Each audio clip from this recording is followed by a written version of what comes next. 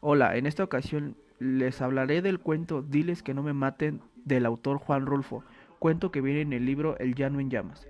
Juan Nepomuceno Carlos Pérez Rulfo Vizcaíno, también conocido como Juan Rulfo, nació en Apulco, San Gabriel, distrito de Sayola, Jalisco, el 16 de mayo de 1917. Fue un escritor, guionista y fotógrafo mexicano perteneciente a la generación del 52. Su reputación se asienta en dos obras narrativas, El llano en llamas, compuesto de 16 relatos publicados en 1953, y su novela trascendental, Pedro Páramo, publicada en 1955. Juan Rulfo fue uno de los grandes escritores latinoamericanos del siglo XX. En sus obras se presenta una combinación de realidad y fantasía. Se desarrolla en escenarios de campo y posteriores a la Revolución Mexicana, caracterizados como una leyenda de México que se reconocía como un individuo introvertido, tímido y enigmático. Rulfo era silencioso, realista, celoso de su intimidad, crítico y creativo.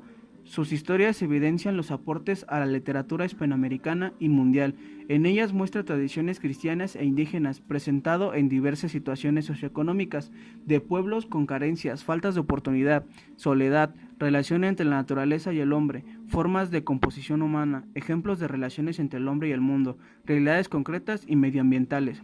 El llano en llamas es el título de una recopilación de cuentos del escritor Juan Rulfo, donde se rescata el cuento Diles que no me maten, que fue publicado por el escritor en 1953, pero ya se había publicado anteriormente en la revista América en 1950.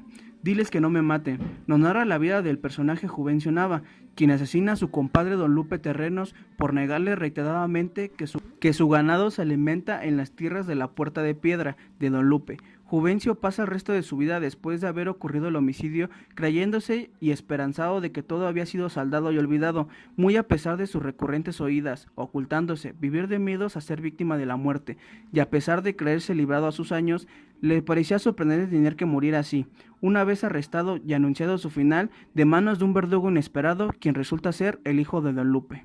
La forma en la que está narrado este cuento es de dos formas. Una es de tercera persona, heterodegético, ya que aparece muy poco en la historia y solo es para focalizar los acontecimientos que sean externos, como por ejemplo cuando llegan los soldados y sus diálogos entre ellos. La segunda que se presenta es en primera persona, homodiegético. Esto quiere decir que sabe lo mismo que la persona que está leyendo el cuento. Se usa generalmente para saber lo que está pasando o haciendo nuestro personaje. La temporalidad de la trama es mixta, con retrospecciones y prospecciones, ya que los sucesos se basan en un tiempo en el pasado y de ahí transcurren unos años después para darle un seguimiento a la historia.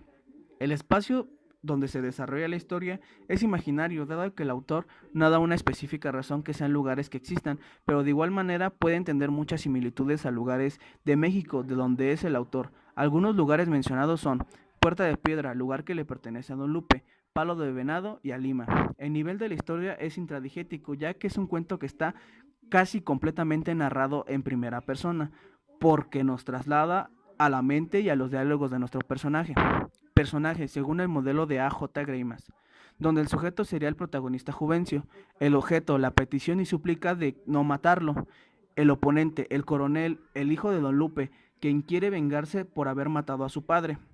El ayudante sería el hijo de Juvencio, Justino, quien es mandado a decirle al coronel y a su tropa que no maten a su padre. El destinador sería el mismo Juvencio, ya que su desesperación por vivir lo motiva a pedir por su vida y seguir. El destinatario sería toda la familia de Juvencio, incluyéndolo, gracias a que logra que no lo maten, podría vivir ya tranquilo y dejaría de esconderse y perderle el miedo a la muerte que los acecha ya varios años atrás. Espero que este análisis haya sido de gran ayuda. Un cuento de suma importancia para la literatura mexicana que es muy recomendado, al igual que los demás cuentos del libro El llano en llamas. Por mi parte sería todo. Muchas gracias por el video. Hasta la próxima.